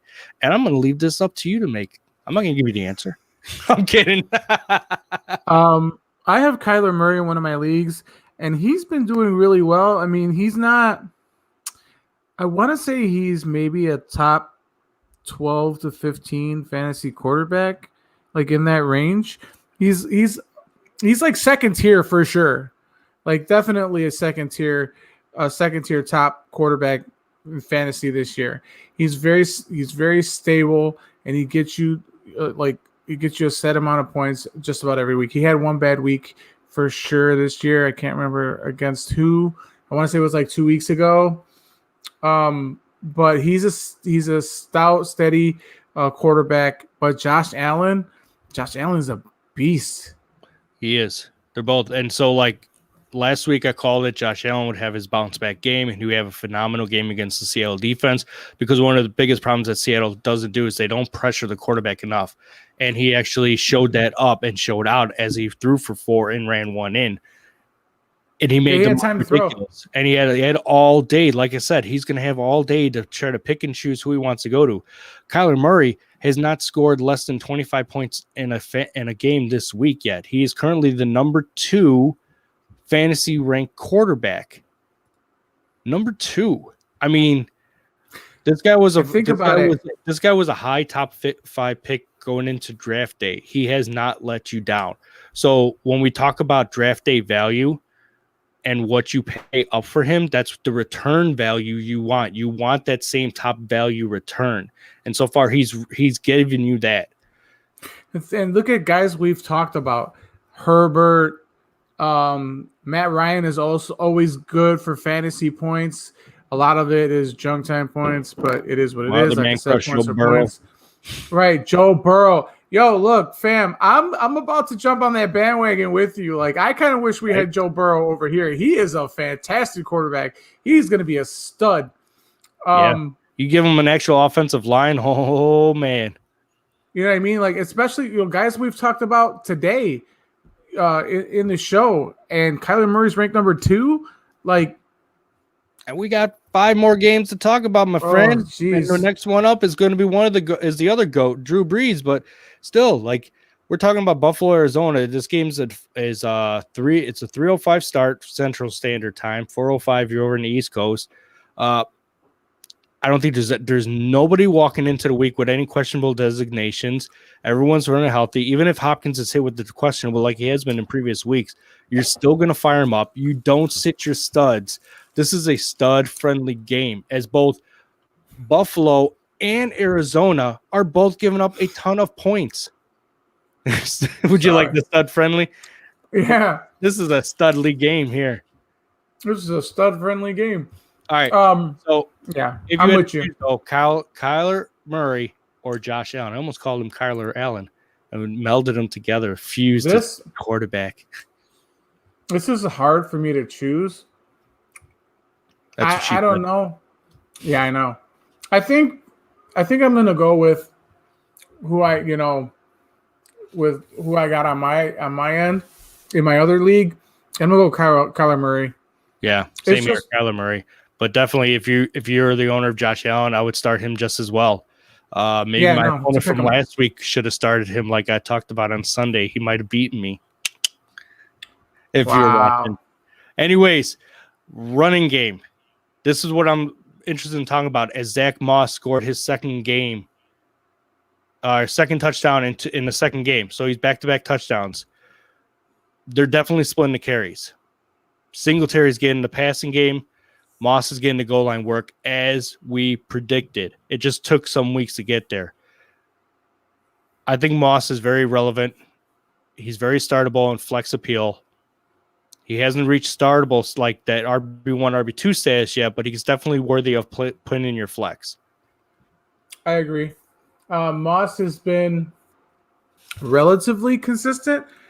He started out well, and then once the league made their adjustments to him, he kind of struggled a little bit. But now it seems like he's made those adjustments to the adjustments, and he's like Steve said, he's scored in back-to-back games, and he's definitely got flex appeal. Yeah. Receiver sides, I like the receivers on both sides of the team. Cole Beasley, John Brown, Stephon Diggs. Don't discount Christian Kirk. He's now gone 3 weeks now where he is scoring 19 or more fantasy points. He has scored in all 3 games, 2 touchdowns, 1 touchdown. He's averaging over 75 receiving yards. He is getting a good amount of targets. Listen, the Dallas game, all he needed was 3 targets for 2 receptions. He scored 2 touchdowns. And that was a bananas game right there, just to show you how much that Dallas defense really sucks, that all you need is 2 receptions for 86 yards and 2 touchdowns. Yeah. It sucks if you're a PPR, if you're a PPR guy, but 2 receptions, 2 for 3 with 2 touchdowns. I'll take that all day. Every day. Every day. It's still twice on Sunday, literally. Twice on Sunday, right? All right, but I don't think there's anybody you cannot like in this game that you would not be wanting to start. You're going to start Chase Edmonds. You're going to start Devin Singletary, Zach Moss. The quarterbacks we just talked about.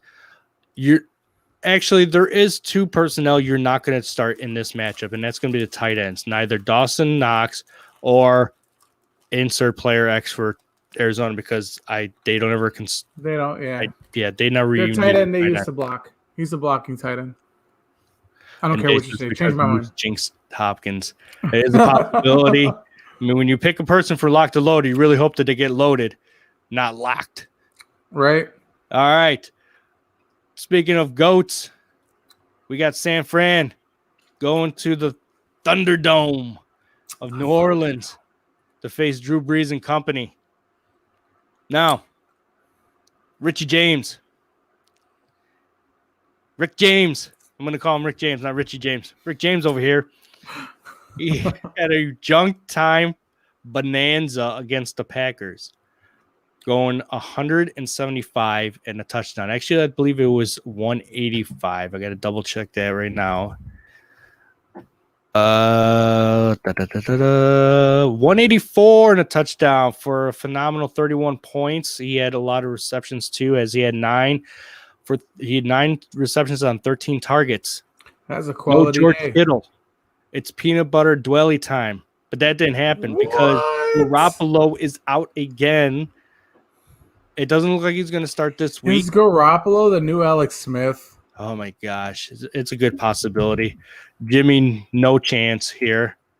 Actually, no. I'm sorry. He's back on IR, and the doctors aren't recommending surgery for his ankle. So my apologies. So it'll be the Nick Mullins show. This team can't catch a freaking break. They can't catch a break. Their running backs, their quarterback, the wide receivers. 2020, right?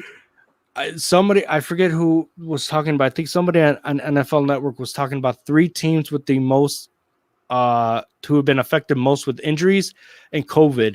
And you pretty much could have took these 3 teams to make a new team and be like, here, because of this reason, we're gonna like merge these teams, for parts. We have the money, we have the technology. It's a $64 million team. Oh man, $64 million team ain't even gonna win like 4 games. No, and this is a super tough division that they're in, and now they're going to New Orleans to face Drew Brees, and he's on a roll. Yeah, he's going to be on a tear. Mike Thomas should have a phenomenal game. You can always count on Alvin Kamara. You can count on Jared Cook. Emmanuel Sanders is going to have a good finally game. Figured it out. Remember, that was that week when they played the Chargers. Yep. That was the week that he figured it out, because he had been saying, because of missing OTAs, he hadn't had a chance to get to be familiarized with Sean Payton and Drew Brees' system. So that Chargers game was the eye-opener. What sucked was the COVID got him for 2 weeks. I think his fantasy season will be looking a lot better. So if you have him, I say play him. Definitely. There's the usual suspects that are on New Orleans. You could start with confidence. Man, I don't know what to say about San Francisco. Other than they should change their name from the 49ers to the San Francisco Boo-Boos. Right? Or just call them the junk timers, because from this point on, they're just going to be in junk time mode. It's bad. Yeah, I mean, there's nobody with any kind of.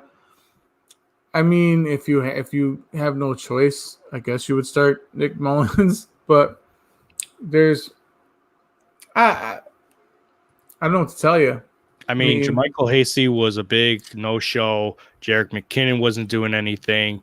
So to look back again and to see these 2 guys face this Saints defense, who effectively not only did they shut down the other GOAT and a well-complemented amount of personnel to offensively make this a tight race. Now you shift to the other side of the spectrum where you get nobody. That's why I'm like, if I had to, give me Richie James all day, because the junk timers are going to make it happen. And I would not be surprised if he comes out smelling like roses at the 4th quarter with another 100-plus game and another touchdown, because they're going to have no choice but to keep airing it out. He could have 17 targets on 8 receptions. Yeah, put that down too, just like my argument with DJ Chark, right? Richie James. Rick James. I won't say the last part. We're trying to keep this friendly here. All right. Seattle, LA. This is going to be a good afternoon game. If I had to hedge my bets, this is probably another pick, deep dish pick from our illustrious wise sage Moose. Definitely. So I could see that happening. What have you in this game? Because obviously you're starting Mr. Unlimited, but do you have any confidence starting Jared Goff? The Goffmeister. The Gofferino. I don't know. I honestly, you know what? We said that last week, and Josh Allen had, and if you take a look at what is most likely to happen, right? So one of the things that I said was that there's numerous things. Seattle's defense gives up 300 plus yards every week to opposing quarterbacks, almost on like it's clockwork. They don't pressure the quarterback enough. So obviously, Goff is going to have plenty of time to sit there and pick apart this defense to see who he needs to go to. Robert Woods, Cooper Kupp, Tyler Higbee, Gerald Everett. He's proven if he has time, he can pick you apart. Yeah. Given time. If he's pressured too much, he makes mistakes. And that's when he always screws the pooch. I think this is going to be a little bit different. So, looking at his season so far, he's been in the top 5 quarterbacks 3 times this season. Every other game has been 15 or higher. That's why he's the 17th ranked fantasy quarterback right now. With everything that we know, what's most likely to happen, I feel like he can be at least a top 10 quarterback this week. Now, top 5. I think there's plenty of great matchups out there where other quarterbacks can have far better games, but definitely a top 10 quarterback this week. I mean, I guess I agree with you. I mean, I could see maybe top 15. Okay. For sure. It just depends. I mean, like Seattle's a good matchup for quarterbacks, but it's going to be a lot of, once again, going on the Seattle side, it just depends who shows up. Mr. Unlimited or kind of limited. You know what I mean? If Mr. Unlimited shows up, then it's junk time points all day. It doesn't matter if they can't stop the quarterback because Mr. Unlimited is going to throw for like 7,000 or 8,000 touchdowns. Speaking facetiously, but yeah, it just depends on who. It just depends on what offense shows up. You know what I mean? Like you said, Seattle's gonna let quarterback. So, I would start Josh Allen Jared Goff if I had to. You know what? Based on a matchup, you could probably start him with confidence. All right. And on the Seattle side, if Chris Carson is unable to go, I would definitely put all your chips in DJ Dallas. He may have struggled last week, but he's the one who scored the touchdown. It wasn't Travis Homer. Can we throw the ball to Tyler Lockett too this week, please? Yeah, let's shoot out a memo to Mr. Unlimited. Say, hey, let's focus on Lockett this week. Like, fam, you got 2 wide receivers, and while I have DK in another league, I'm trying to get my name on this trophy because it hasn't been on there in quite some time, like close to 8 years since I was a champion before we had a trophy. So, trying to get that trophy plate. Listen, it could be a Lockett game because Ramsey's definitely going to be shadowing DK. And although DK has like ridiculous speed, he's a physical freak. He's probably going to have some tough matchups. Every time they hike the ball, he'll have a decent game. But this could be a Lockett week. I'm not going to lie. If things go his way, like what he did against Arizona, that's what you want to see him do against the Rams because they've primarily focused their attention towards DK. And Mr. Unlimited has proven that go ahead, take my 1A. I got my 1B. My 1B is just as good as my 1A. That's the only reason why I call him 1B because I have 1A. And that's all there is to it. So definitely. All right. Bengals, Steelers, AFC North, brutal division rivalry matchup here. This is a tough matchup for Joe Burrow and company, especially if there is no reason. And the reason why I say it is a tough matchup is because this Pittsburgh's defense is no slouch. They come at you. And granted, they almost lost to Dallas, but that's just an anomaly. That doesn't mean anything against like what type of quarterback play. That's not saying that Gilbert and McCarthy were better schemed for the Steelers than the Bengals will. I'm just saying that it was just like a faux pas on a defense. But they still came out and won. And the Steelers are going to do the same thing to Bengals. Bengals are going to have some junk time. Bengals are going to make some winners out of this. It's going to be Tyler Boyd. It's going to be T. Higgins. AJ Green's going to draw a lot of coverage. If Joe Mixon isn't ready to go, it's going to be the Gio Bernard show. But I waiver caution to you and everybody else who are thinking of starting Gio if Joe Mixon does not go. Because with that Dallas offensive line and with an elite running back like Zeke, he still struggled. The narrative was Tony Pollard, who has the same kind of skill set like Gio Bernard, but I think just a better version of Gio Bernard. So I don't believe that he will. I don't believe he can produce how you think he would produce. So if you have to start him, start him. If not, then leave it be. That's what I got to say. On the Steelers side of it, I feel like Big Ben will start. He's just going through the protocol. He's got to test out negative for everything, but he should be fine. As far as the remaining starters for the Steelers go, as long as Mason Rudolph doesn't have to throw, then Juju, Chase, Deontay, Connor, Ebron, all these guys you want to have in your lineup if Big Ben's starting. If Big Ben doesn't start, then it's going to be really tough. It's going to be a heavy low workload for James Conner, and it's going to be dropping the pen to try to figure out who is going to be the feast recipient for wide receivers and who's going to be the famine. All right. Next up, we have the Sunday night game. Baltimore, New England.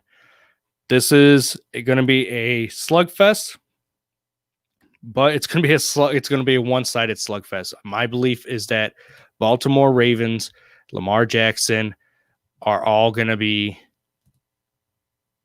dominant over the New England defense and the Pats. Now, I could be 100% wrong. Belichick finds a way to scheme right. Cam Newton has a great game.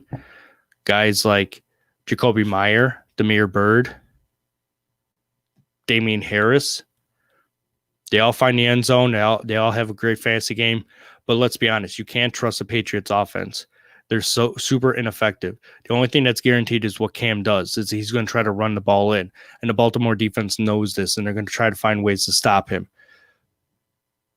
Play your Baltimore D with confidence. I wouldn't be so confident playing a Pats D. I'd probably sit him if I had better options. But if not, then you're dealt with the hand that you got. I wish you all the best of luck this week. On the Baltimore side, if Mark Ingram isn't ready to go, you'll have Gus Edwards and J.K. Dobbins. Now, Gus Edwards struggled a little bit last week, but he did still manage to score a touchdown. I expect the same thing. The Gus bus is still going to do what he's got to do, and he's going to produce. J.K. Dobbins is going to be, it's a 50-50 split back system right now, but I don't think Dobbins is the front runner just yet. My prediction is that next year is the year where Dobbins makes his move. Receivers. Now, Marquise Hollywood Brown has been struggling. So if you can, do not start him. Don't start him at all. Dez Bryant had his debut last week against the Indianapolis Colts. He was in 3% of the snap percentage. For those who picked him up and foolishly streamed him, that's on you. Not going to sugarcoat that one. I would have sat him and wait and saw what was coming out of that game and how he looked. What did his targets look like? What kind of receptions? How did he look after the run? This week is going to be the same thing. Don't start Dez Bryant on the off chance you think that he's going to have a good game because they're going to be focused on other players, or you think Lamar Jackson's going to get the ball to him. Look, he's already struggling getting the ball to Mark Andrews. You know, and this could be a game where my counterparts may pick Mark Andrews as a locked and loaded candidate. But the numbers are in the pudding, my friends, is that since week 5, he has not produced. He has scored under 5 fantasy points each game. And then obviously they had their bye in week 7. He hasn't scored a touchdown since week 5. He hasn't gone over 35 yards since week 5. Hell, he hasn't even topped over 60 yards yet this year. He has 5 touchdowns on the season. And if you can trade him for better options, I would not be opposed to it. But as far as looking for fantasy production in this game, it's Lamar Jackson, it's Gus Edwards. Maybe you get something out of Mark Andrews this week, but I don't expect much. And last but not least, I really hope my producer could jump in for this because we always leave the best for last. And by ironically, it is the last game of the week. It's the Monday Nighter. We have the Minnesota Vikings against your Chicago Bears. It breaks my heart. Elliot, it breaks my heart. I don't know if the Bears can win this one. I don't know if they can either. They're going up against the best running back in the league. And but that's how the defense is going to play them. It's going to be close, but this is a very important game for the Bears as far as their reestablished playoff contention, and it's the game before the bye. I see them playing a better game. I just don't know. They're getting some of their crappy offensive linemen back. So, and they did pick up a lineman off the street that was with the Bears previously. So, I expect that maybe the running game will be a little bit better. So, it's a chance, 50-50. But there are no fantasy relevant players on the Bears. Maybe Darnell Mooney, if that. Maybe Allen Robinson. If he plays. So, he was on the what was it, shoulder? Yeah. He was limited in practice for his shoulder. Montgomery was held out of practice for Thursday because he's dealing with a concussion. He looks like he's not going to start this week. But let's be honest, you're probably not feeling 100% confident even starting Montgomery against a terrible Vikings defense. This is the Vikings defense that gives up the run. It gives up the pass. You would think that the Bears could try to generate something. The Tennessee Titans defense looked amazing against the Bears defense. They give up the most third downs. Like Tennessee was worst in versus teams on third down, and they couldn't. And the Bears couldn't do anything about it. So I don't know. The heart wants to go with the beloved. The head is gonna say, I don't know. My heart's always going to be with the beloved, but the head's always going to be like, nah, don't be foolish. Don't be that guy. I'm not trying to be that guy because the Bears are going to scheme for Dalvin Cook. Their focus is going to be stopping Dalvin Cook. And while the Dalvin Cook owner should be slightly worried, they're still going to start him. Take a look at what Derrick Henry had done against the Bears. And Derrick Henry was leading the league among qualified running backs. Now it's clearly Dalvin Cook's. But Dalvin Cook may suffer be the same victim to the Bears defense as Derrick Henry will, which means that one of these two wide receivers are going to have a fantastic day, and that's going to be either Adam Thielen or Justin Jefferson. I almost said Justin Jeffrey, but Justin Jefferson. So if you had to pick, let's say you're not the owner of Thielen. Let's say you have Jefferson out there. Past 2 weeks have been kind of a no-show for Jefferson. So do you think he has a fine bounce-back game against the beloved?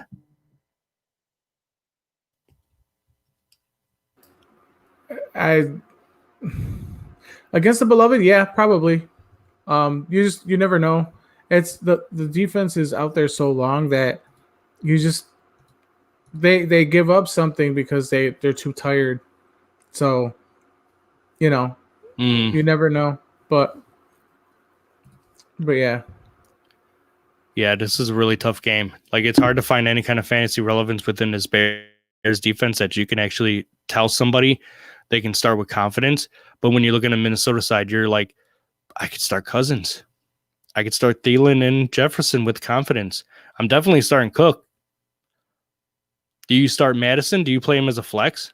Like if the Vikings are up that much on the Bears, do they just throw Madison out there and you roll the dice on the fact that he could be a good flex worthy spot? Who are we talking about? Mooney? Alexander Madison. Alexander Madison. Yeah, you know what? I would play him in my flex. You never know. Like it's just setting up for like one of them to go off. You know what I mean? Like it's gonna be a situation where like Dalvin Cook may put the pounding in, and then Alexander Madison could benefit off of that. But I see some flex points. You know what I mean? Like I would. That's where I would start him. Do you think Moose is devilish enough to have this as one of the picks? I don't know. He might. Would you pick against the Bears? Would I pick against the Bears? Yeah. You know what? I would know until after tomorrow. Yeah, I'm gonna pray on that. I'm gonna pray on that, my friend. And I'm glad we have to wait until Sunday so then I can really look at everything. So, but yeah, it does not look good. No, it's a pick 'em, but the Bears really need this game. Yeah, and I just don't know. We'll have to see. All right, that is all the time we have today. I want to thank everybody who is watching us, just me and Elliot. Again, we miss you, Moose. We can't wait for you till you're back. But until then, from all of us here at Windy City Fantasy, myself, Elliot, the vacant Moose, stay frosty, Chicago. See you later.